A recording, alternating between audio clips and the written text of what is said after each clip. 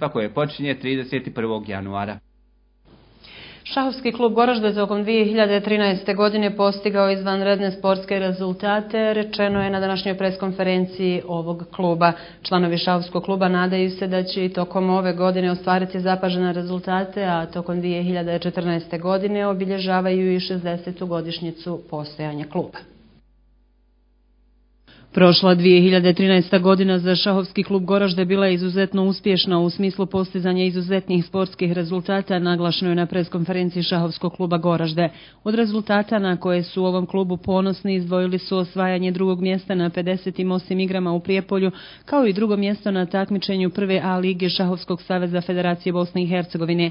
Tokom prošle godine Bajro Obuća osvojio je i titulu FIDE instruktora, što je za ovog člana Šahovskog kluba Goražde 5. međunarodna titula i sada posjeduje međunarodne titule igrača, sudije, organizatora i trenera. Titula internacionalnog organizatora sa licencom FIDE Bajru Obući je potvrđena na 84. kongresu FIDE održanom u Estoniji. Tokom 2013. godine član ovog kluba Semir Pleh osvojio je titulu državnog sudije, a nakon toga Semir Pleh je također položio i test za FIDE sudiju. Pored ostalog, tokom današnje preskonferencije naglašeno je da je Bajro Obuća prošle godine položio test za međunarodnog organizatora, te da je osvojio i titulu međunarodnog majstorskog kandidata.